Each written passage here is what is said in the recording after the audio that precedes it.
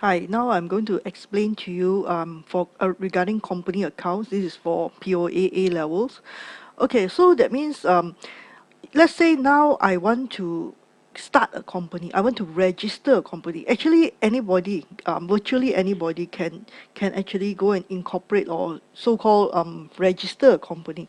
So, so some of the basic things that you would like to take note or you would like to prepare when you want to register a company, okay, is a memorandum and articles of associations.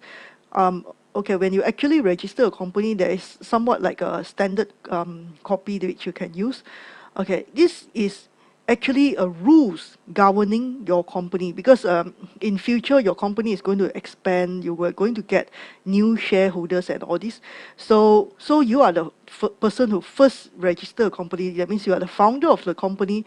You will lay down some rules governing your company. Okay, and then you should decide a company name. So for example, I will decide that my company name should be Sucam Private Limited. Okay, and then I shall decide what is the par value of the company that I'm going to register. So I shall decide the par value of ordinary shares should be $1 each.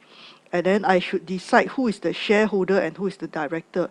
So this is my one-man show company. Now I register it. So I will be the shareholder. I will also be the director. Okay, the shareholder is the investor, the person who put in money, to start up this company. And the director is the person to run this company. So since I'm the only person, so-called this is my one-man show company, I'm the shareholder as well as the director. So simple enough, I go ahead to register this company. So on day one, I I so-called use 10,000 of my own money to to put into this company. So that means I can go to UOB or DBS to open a company bank account. I will tell DBS, I will take the registration certificate to DBS or UOB, whatever bank, and say that I want to open a corporate bank account in the name of Sucam Private Limited.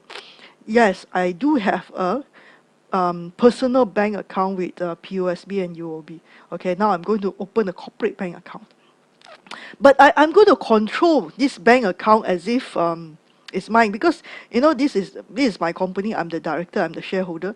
So I'm going to tell the bank that to give me an ATM card, and I should be the one who holding the bank ATM card, and I would be the check signatory of this bank. So that means practically I will be using this corporate bank account as if it's my personal, I mean on the practical side.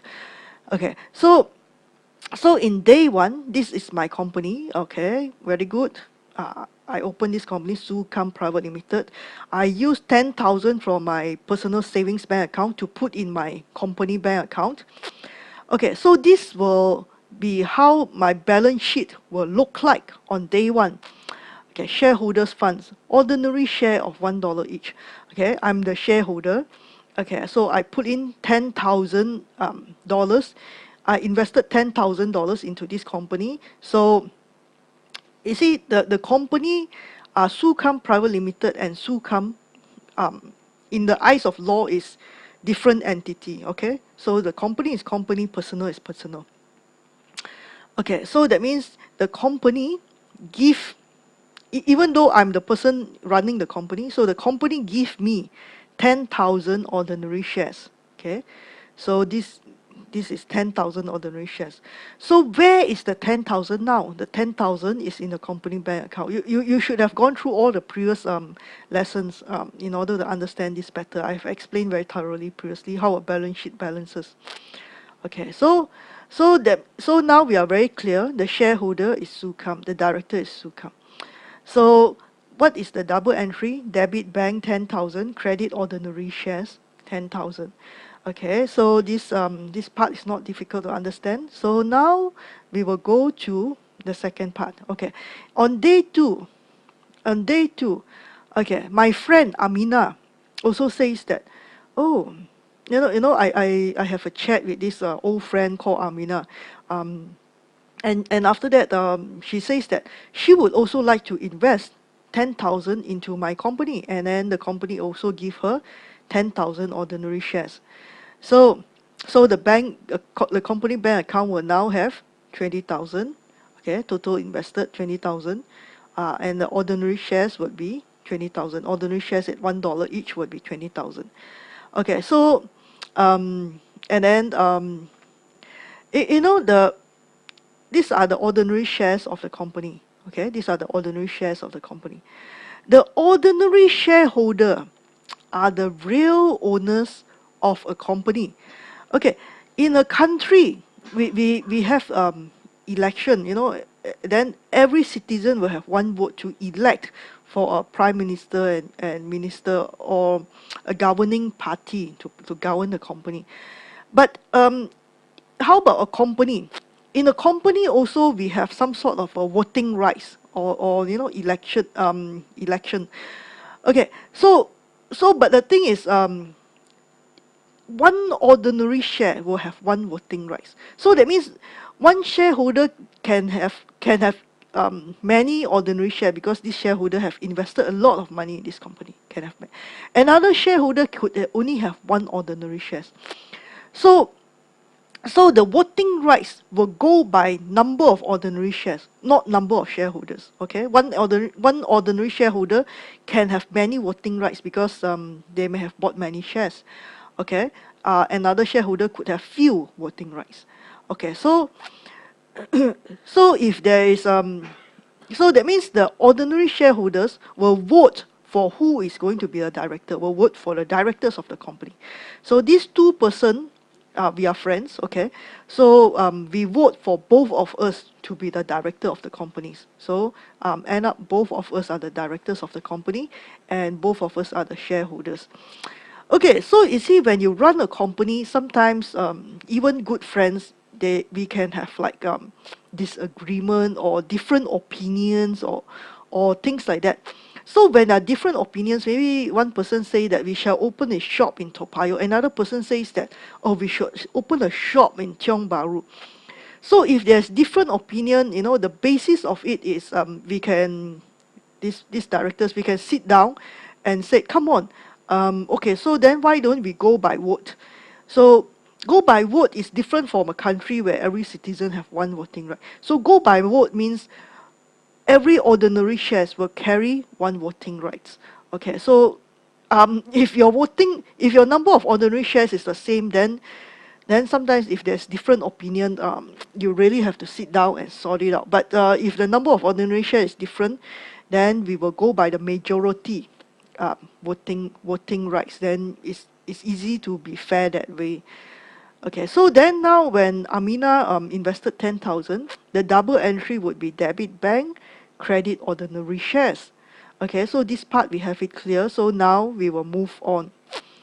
Okay, so you see, in the first year, this is our balance sheet. We have registered a company, Okay, so if Sue come and Amina just sit down and does nothing, and do nothing, this and then maybe both of us also go and get a job from other companies, and then leave this company just as a paper registration.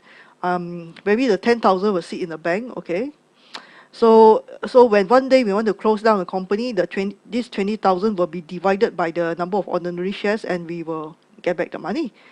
So that means if we do nothing with the company will just leave as a paper. It is actually does not mean much, okay? We just carry on with our life, go and look for a job or anything. But if both of us, sit down and talk, have regular discussion, and both of us really work very hard to bring up this company. We You see, we can pay ourselves salary, but we'll pay from our own company bank account. And if we pay ourselves a lot of salary, it will just depletes the bank account. Okay, so the important thing is we must find revenue from externally. Our company got to generate revenue, and then from the revenue, okay, it will go under here, shareholder funds, retained earning. Then from the retained earning, we can pay ourselves from the earnings or from the profits we can pay ourselves salaries, then that will be meaningful. So assuming that both of us have really worked very hard, okay, to bring up this company from day one, this company was actually nothing. Nobody knows this. What is this company about? We have seen many companies outside in real life. Some supermarkets. Maybe 30 years ago, they were just a small provision shop. Nobody knows them. It's not established. But as the years go by, the supermarket become bigger and bigger and become more and more established, more and more successful, and become a very successful supermarket chain a few tens of years down the road. So, so similarly, a company that started with nothing, almost nothing, just a paper, can in 1 year's time, if the directors or the person running the company work very hard, after 1 year, the company can be very successful. So after 1 year, this company has become very successful. A company can even change name. Okay, the directors, if the directors decide, collectively decide to change name, the company can change name. So in the year two, I mean 1 year later, the company did change name. Okay, so this Amina and Sue have worked so hard to bring the company from nothing to a company which is quite successful. Now we have regular customer. Day one, it was so difficult to find even one customer, but now we have regular customer coming to us, and then people know us already. We have our reputation. We have even establish a way of working that we can generate auto revenue, where our staff will come and join us from day one. They know nothing. So now we have even taught our staff to do the work. So we can even both go for holiday because the staff can do all the work without us being present. So now the company has so-called gone ahead, so-called become much more successful from than we were in day one. So now the third person, say Rebecca, also want to invest 10,000 or 15,000. So do you think we want to get another person to join us and share profit the same way with us, in the same proportion with us? No, we won't. You see, on the day one, when we register a company, the par value of the shares is $1. So now the third person or the fourth person wants to join our company, want to invest in our company. We will tell them, we are not going to sell our ordinary shares at $1 each. We are going to sell our ordinary shares at $2 each. Take it or leave it, because $1 was the par value, was the value when we first was the value of the ordinary share when we first registered the company. But today we are much more successful than we were when we were in day one. So now if you want to buy our ordinary share, it has to be at $2. So if you are not willing to pay $2, we would not sell our ordinary share. This is what Sue and Amina says. Okay, they are the person who were there from day one and day two. Okay, so now the share price will be set at $2. Okay, so then Rebecca invested 15,000. She will get 7,005 ordinary shares. So that means the company. Okay, assuming everything is on cash basis, I just want to make things simple. Okay, so assuming everything is on cash basis, this 35,000 will be reflected in the company bank account. Okay, assuming the company did not buy fixed asset and these things, okay, will be put in the company bank account. Okay, the number of ordinary shares at par value will be 27,500. Okay, now look here. Okay, Rebecca paid 15,000 and she got only 7,005 ordinary shares at $1 each. So Rebecca actually paid a premium for the ordinary shares. Okay, so the company will have 15,000 added into the company bank account. Ordinary shares at par value at $1 each would be increased by 7,005, so credit ordinary shares. The other 7,005 will be credited to share premium. Okay, so you see the thing is Rebecca paid 15,000, she only gets 7,005 ordinary shares. Okay, so this ordinary shares, that means later when there will be profits, it will be divided based on ordinary shares. If the company closed down, the assets and all the money will be divided and given to the shareholder based on the number of ordinary shares held, not based on the amount invested. If you pay a premium or you pay more for the ordinary shares, that is because you buy the share at a high price. Okay, so that's why you should look out and try to buy the share at a lower price. Okay, so some companies when they have bad reputation, the share price go down, so you can buy the shares at a lower price. Okay, but when you buy the shares when the company is successful, you have to, I mean, the likelihood is you will have to buy the shares at a premium, at a high price, okay, at above par value. Okay, so the voting rights were also based on the number of ordinary shares, not on the amount invested. That means if this three-person sit down and said that, okay, now we shall vote, so-called this kind is company election, so somewhat like company election. We shall decide who is going to be the directors of the company. So so Rebecca will have the least votes among this one. So let's say Sue come and Amina says, okay, still both of us shall be the directors. And Rebecca say, no, it should be Sue come, Amina, and Rebecca. Three of us shall be directors. You see, Rebecca will lose because even though she vote that three of us become the directors, and the other two vote that only Sukam and Amina shall be the directors, Rebecca will lose because we will the decision will be counted based on the number of voting rights, based on number of ordinary shares. Okay, so we have voted and based on the number of votes counted, the decision is Sukam and Amina will be the directors. Okay, the shareholders is Sukam, Amina, and Rebecca. Okay, so three of us are the shareholders. So what is the double entry when Rebecca invested 15,000? So debit bank, credit ordinary share 7,005, credit share premium. Okay, so now you should follow carefully all this, because when you follow carefully, you will see the logic, the good logic of all these company matters. And when you apply to in the later part of lesson 4 part 2, that means in the next video, I will show you the past year, doing the past year exam question for A levels on company accounts.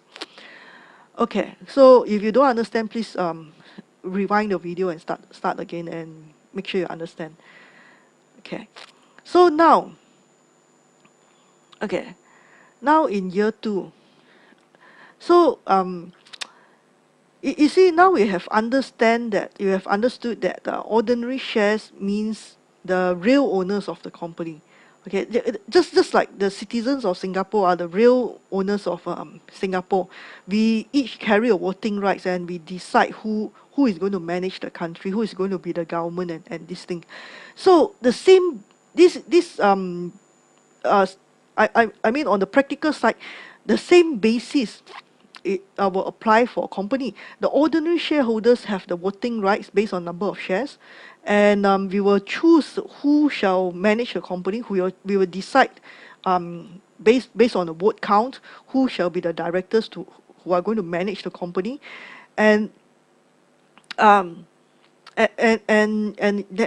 and that's how it goes on. So ordinary shareholders are the real owners of the company. What if there are some investors, or the company decide that we should get in some investors who would only earn interest, but who would not have a say in the company, who would not have voting rights in the company. So that means the company can also borrow money from the bank. Okay, if the company borrow money from a bank, so under liabilities here, we will put bank loan. Okay, say the company borrow 10,000 from a bank. Sometimes the company may not successfully get a loan from the bank. Eh, Um, the company can also get loans from individual. Okay, probably the probably Amina suggests that, oh, my uncle is may or my dad may be willing to lend 10,000 to our company for an interest of 5% per annum, and but he needs the money back in 2018, so the company should give him back the money in 2018. So the company will issue 5% debentures 2018. That means this is a loan from Amina's uncle or someone, from or an individual or from another company. So assuming it's for Amina's uncle, so is Amina's uncle will be the debenture holder. Okay, so that means Amina uncle actually lend, okay, 10,000 to our company. Okay, so 10,000 is money come into our company, so debit bank. Okay, so debenture is a loan or a liability. So credit 5% debenture 2018. 2018, that means the date that the money will be paid back to the debenture holder. We put it another way, we say that the date where the debentures will be redeemed. Debentures is a certificate, a piece of paper. So that means we redeem back that debenture certificate and we give Amina's uncle, the debenture holder, back the money, the $10,000. Okay, so the debenture, the interest 5% based on 10,000 has to be paid to the debenture holder, have to be paid to Amina's uncle. Okay, so debit bank 10,000. Just now was 35,000, so add 10,000 to the bank, so 45,000. Okay, so this will be 35 and plus 10,000 in loan. So this is the shareholders' funds and liabilities. Okay, so this is the financing given to the company. And where is the money now? The money is in the bank account. So uh, you see, the thing is, we may have heard loan stock. Loan stock is in the same nature, practically in the same nature as debenture. It's also a liability, which the nature is also more or less the same like debentures. Okay, so now, from what we have learned just now, so if we invest in a company, okay, so I'm talking things from the practical point of view, from on the practical side, the so-called, we call it the substance. Okay, so if we invest in a company, we we can either be a owner of the company. That means, in substance, we are the owner of the company.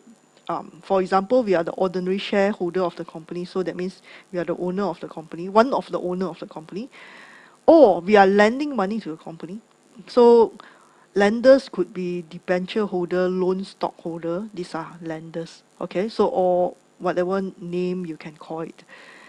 Okay, or we are not even investing in that company. Okay, for for example, if you if you invest in ABC Bank, okay, ABC, you are not actually investing in ABC Bank. ABC is just acting as a middleman or agent to use your money on your behalf to go and invest in another company, like for example, Lehman Brothers. So anything else is a mixture of all these three possibility. So if you invest in a company, you are either a owner of the company, or you are the lender, or you are not even investing in that company. That company is acting as an agent for you to invest your money in another company. So that company, the example ABC Bank will earn commission for taking your money to invest elsewhere.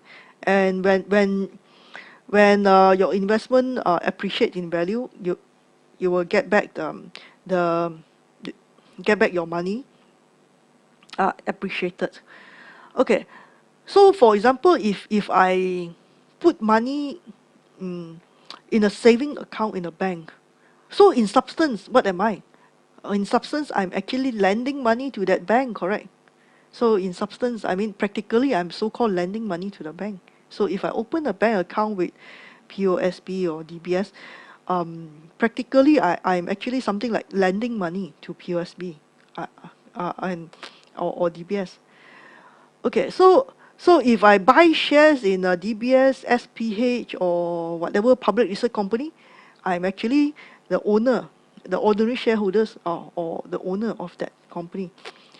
The company could have thousands and millions of other ordinary shares.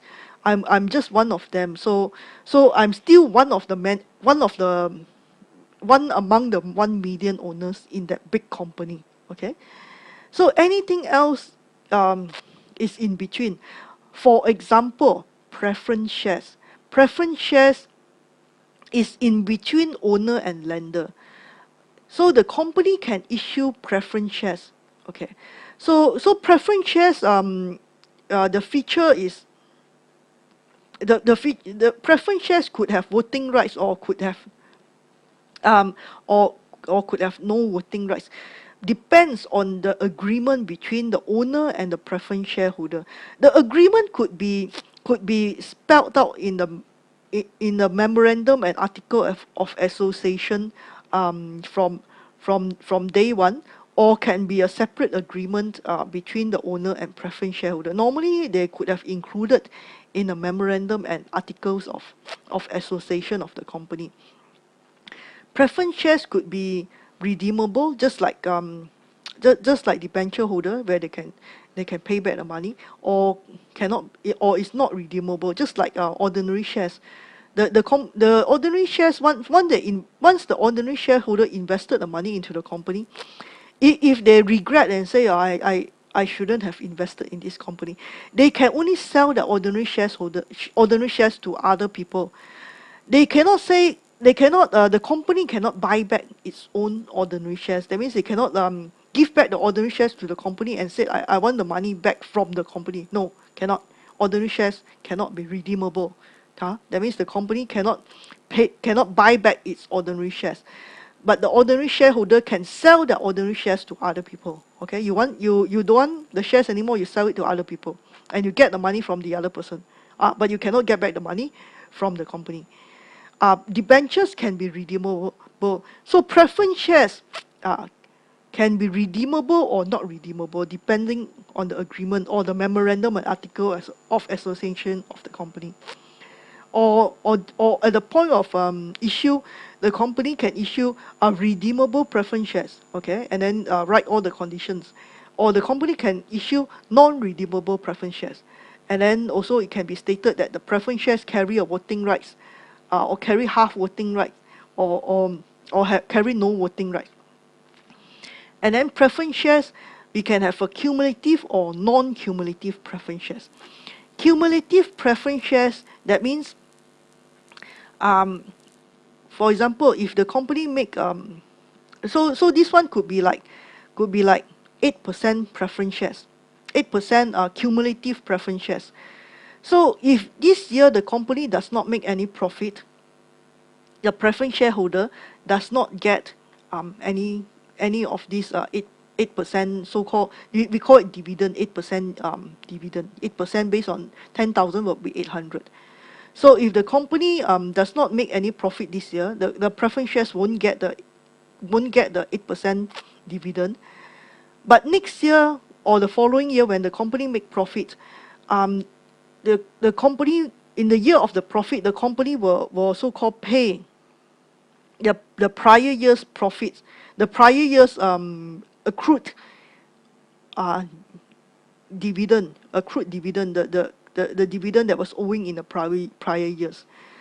Okay, for non-cumulative preference shares, non-cumulative preference shares, in the year of loss, the preference shares would not get their 8% dividend. So in subsequent year, when the company make profits, um, the company would not pay the previous years, where previous years when it was making losses.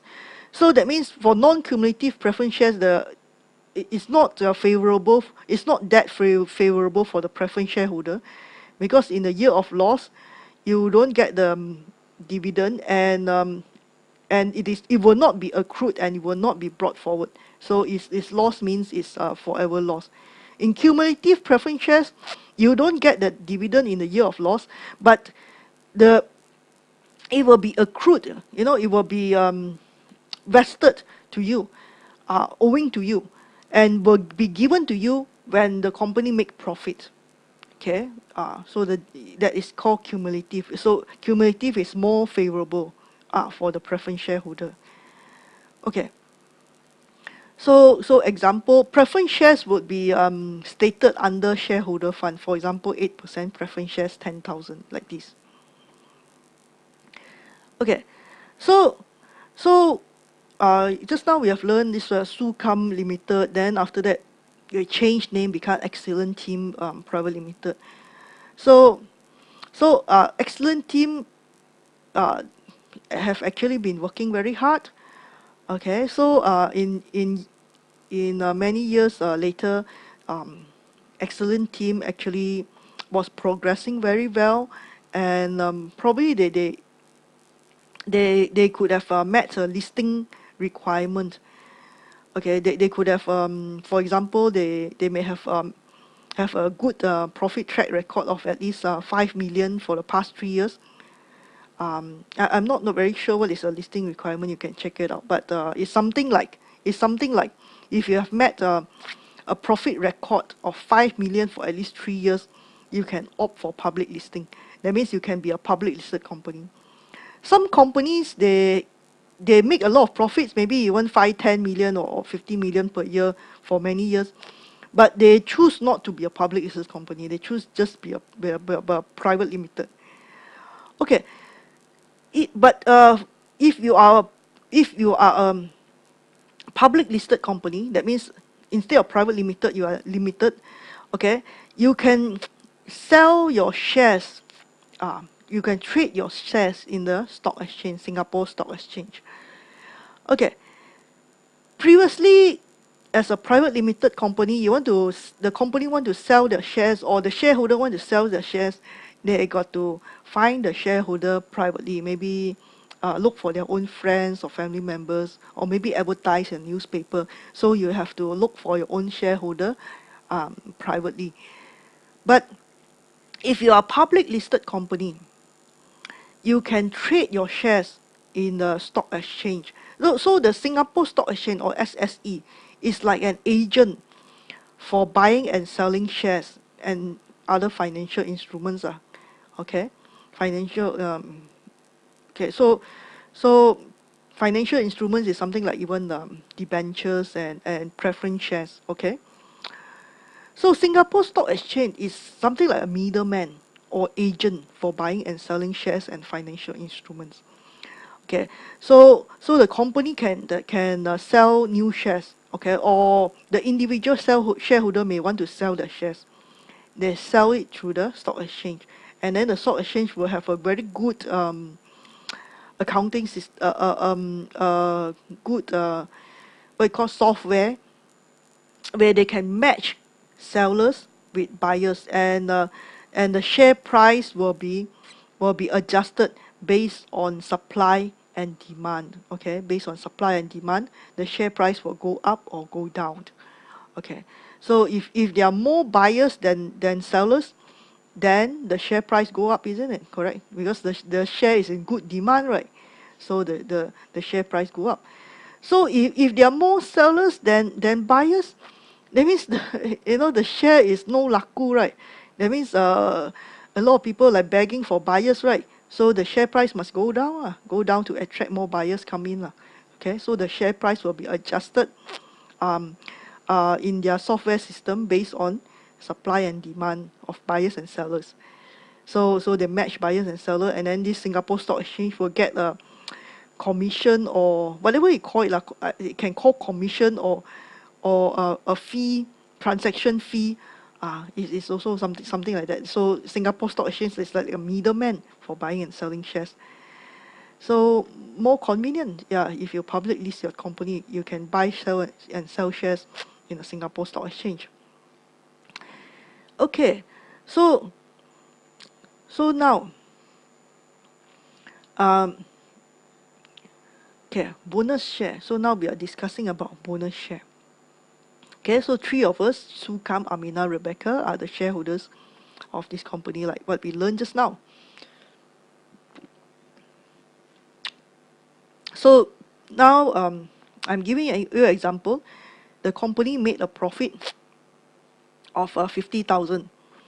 Okay, so if everything in the cash term is in cash term and the company did not buy fixed asset and does not have stock, then everything will be reflected in the company bank account. Okay, so the company made a profit of 50,000. 50,000, so we are the shareholders here.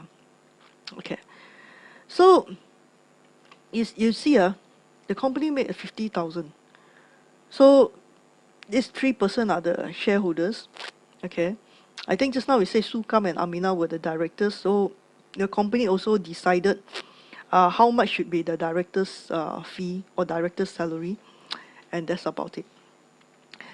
So that one director's salary is because we work in a company, so we get a director's fee. So the company made 50,000, then the shareholders say, they never give me money one. Company makes so much profit. Then I invest for what? Correct? I invest so much money in the company. Now company make profit, should give me money what? So the company make profit, don't give the shareholder money. Of course the shareholder not happy. Oh, we invested in this company, company make profit, never give us a share of the profit. Never give us, so-called never give us dividend. Not happy. So, but if the company give dividend, that means money will go out from the company bank account. If money go out from a company bank account, then the company bank account will be left with less money. Less money means, let's say if the company wants to expand, want to so-called start a new shop somewhere, then no money to start. No money to start a new shop. No money for expansion. No money to buy fixed asset and this thing. So how to make the shareholders happy and also have sufficient money? I mean, don't need to give out money, so that there will be sufficient money in the bank account for the purpose of expansion. One way is to give bonus share. For example, one bonus share for every 10 existing ordinary shares held. Okay, so there are 27,500 ordinary shares. So we'll give one bonus share. Bonus share means free shares. Okay. So all these Sukam will get 1,000 free shares. Yeah, 1 for 10, right? One bonus share for 10. So 10,000, I'll get 1,000. Amina will get 1,000 ordinary shares. Rebecca will get 750. So that means the company give out 2,750 ordinary shares. Okay. So we'll add to ordinary share 2,750, credit ordinary shares. So that means add to the ordinary shares of that means 27,500 add 2,750. Okay, so you can calculate is how much. Okay, so you see, if the company give bonus share, the bonus share can be deducted from share premium or can be deducted from retained profit also can. So we can deduct from share premium. So that means, okay, so all these are credit balances. So we credit, we debit share premium because we should minus from share premium. So minus from share premium 2,750. 7,005 minus 2,750. Okay. Okay. So we debit share premium means we minus from share premium. So that means the share premium will left how much? 7,005 minus 2,750. So the share premium will left 4,750.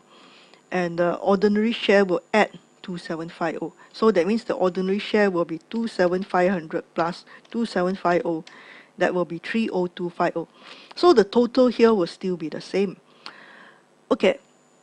Or when we issue bonus share, okay, we credit ordinary shares, we can also deduct from retained profits. So the 2750 minus from retained profit, debit retained profits. Okay, so retained profit will be 47250.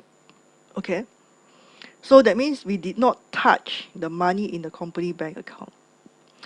So will the shareholders be happy now? Okay, the shareholders will be happy because they got more shares. If they want the money, if this is a public listed company and the shareholder want the money, they can sell this bonus share in the Singapore Stock Exchange, and they can get the money from there. Correct? So that is still they will still get the money and they will still be happy. For example, I think a few years ago, the Singapore government was giving Singapore shares. So those who want the money can sell the Singapore shares and get the money. So to the shareholders is that is still money in the pocket. Of course, if they get the money, they will be happy. To the company also meet the objective because they make the shareholders happy, and yet they did not pay out a single cent. Okay, if if they want to make the shareholder happy by giving dividend out of the retained profit, that means minus okay, so that means, for example, dividend is $1 per share. So have to minus 27,500 here and minus 27,500 here. So that means minus from retained profit. So that means debit retained profit and credit bank. So that means the company bank account would be less by 27,500. Okay, so if that is if the company wants to pay dividend.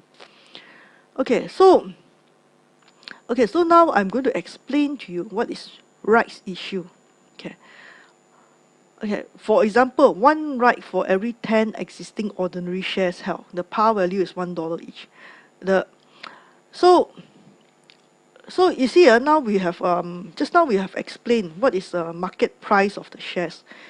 Okay, so some shares the par value could be $1 each, and current market price could be $10 per shares. Okay, because the company is very successful, so the market value is $10 per ordinary shares. Okay, so you see, if the company wants to raise funds, want to have more money come into the company can give right issue to the ordinary shareholders. That means a privilege to the ordinary shareholder to buy the ordinary shares of this company at a discounted price. Uh, so for example, like DBS, the current market price is also, I think, $10 or $11, something like that. Okay, so let's say if DBS want to raise more money, want to have more money into the company, they can entice the existing ordinary shareholders to buy the ordinary shares at a discounted price. Okay. The rights is transferable and have expiry dates. So the rights is given to the existing ordinary shares based on the proportion of the shares held. If the ordinary shares don't want to exercise the rights, they can so-called sell the rights to other people, or give the rights to your family or friends, so that they can buy the shares at a discounted price, and the rights will have an expiry date. So after the expiry date, you cannot exercise the rights anymore. The rights entitle you to buy ordinary shares at $5 each. Yeah, for example, the market price is $10. The rights entitle you to buy the shares at $5 each.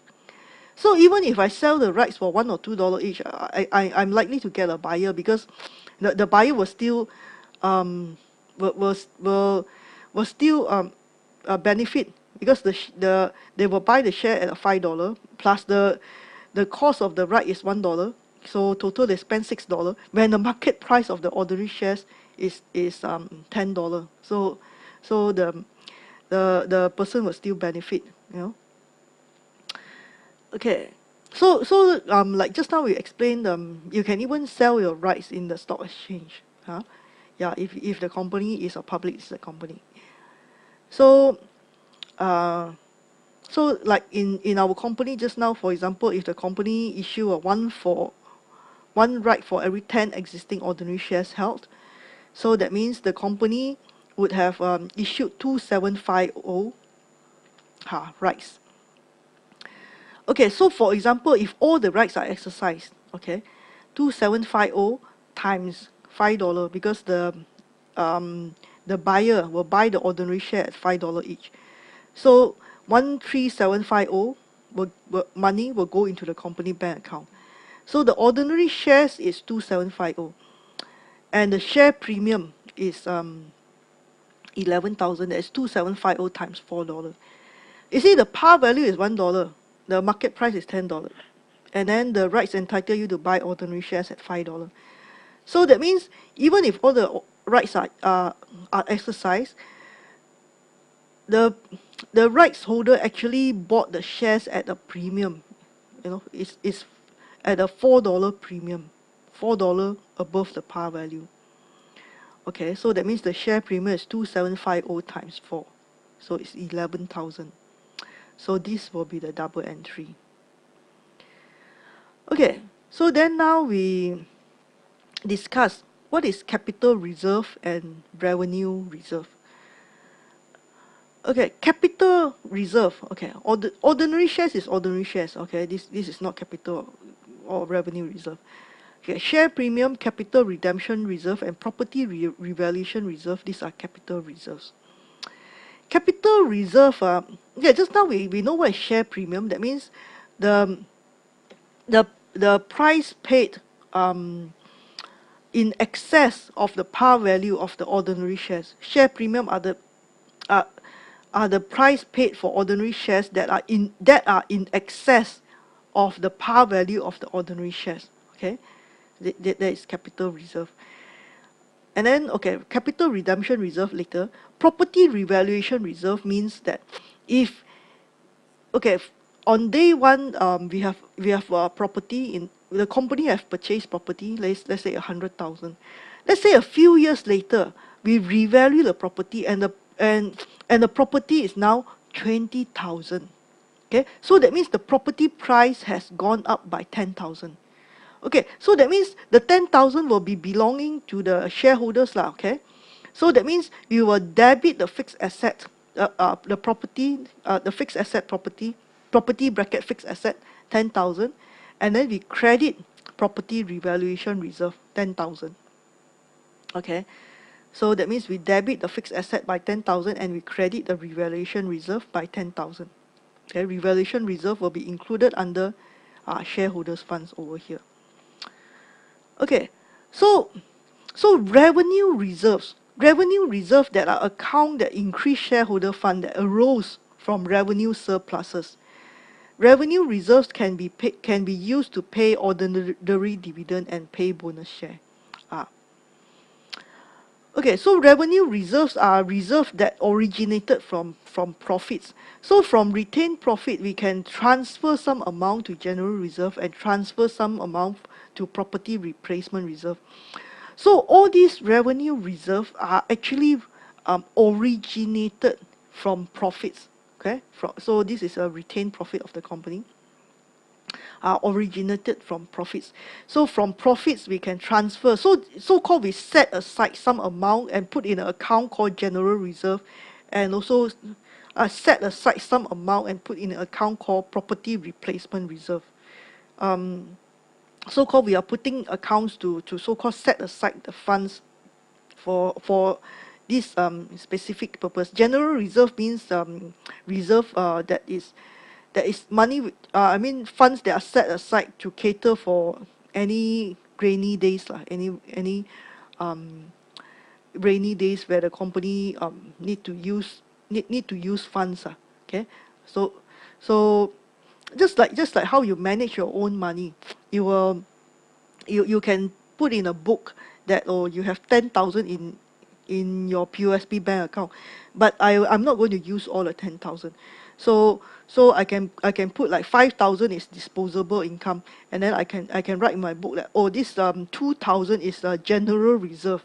I'm going to reserve this for rainy days, and then another 3,000 I'm going to put a property renovation reserve, okay, just in case later I want to renovate my property. So similarly, a company can open, this account. That means from the retained profit, we'll transfer some into like general reserve, property replacements reserve, to set aside some funds for this kind of specific purpose, as stated here. So general reserve will actually transferred from retained profits, and so is property replacement reserve. Okay, now we will discuss what is capital redemption reserve. So capital reserve are account that increases shareholder fund that arose from capital or long-term sources and not from revenue surplus. Capital reserve cannot be used to pay ordinary dividend. Okay, is it dividend are funds that can be paid out from retained profit. The company make profit, so we will give the profits proportionally to the ordinary shareholder by way of dividend. Okay, so dividend is actually supposed to be able to pay from retained profits. So, but we actually have transferred from retained profit to general reserve and all the other revenue reserves.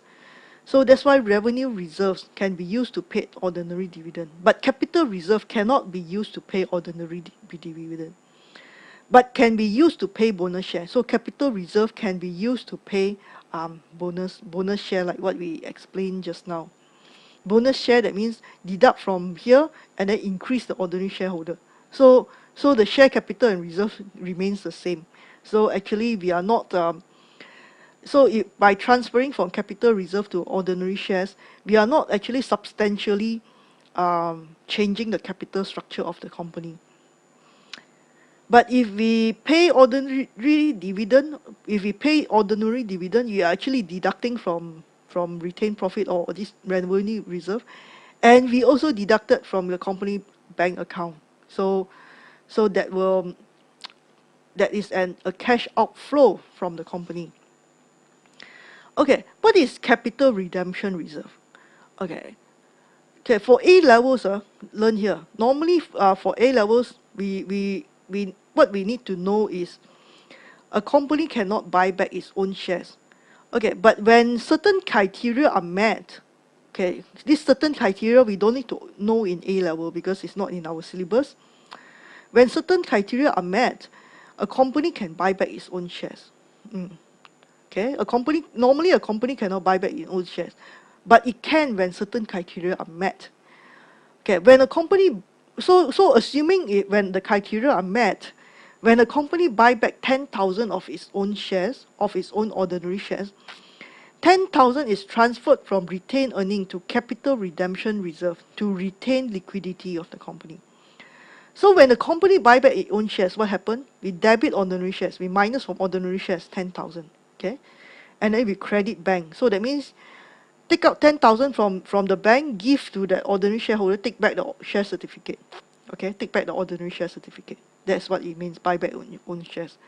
So at the same time, 10,000 is transferred from retained earning to capital redemption reserve. So minus 10,000 from retained earning and transfer it to capital redemption reserve to so-called somewhat retain liquidity. So when we transfer 10,000 from retained profit to capital redemption reserve, that 10,000 will be locked here and cannot be used to pay dividend anymore. So we are locking this 10,000 into capital redemption reserve. So that means we have transferred 10,000 from revenue reserve, which can be used to pay dividend, to this capital reserve, which cannot be used to pay dividend, to retain liquidity, or so-called to lock to prevent further cash outflow, to prevent further cash from going out. So this is the rationale behind capital redemption reserve. Okay, so now we have I've explained all this over here. Make sure that you understand thoroughly. if possible, buy the notes or go through the video again. You want, you can copy down, and make sure you understand thoroughly. In part 2, lesson 4, part 2, I will explain the past year exam question, and hope with that you would have understand properly. Anytime, go through the video again, uh, so that you really understand and practice the past year exam question thoroughly. Okay, so thank you for watching. Bye.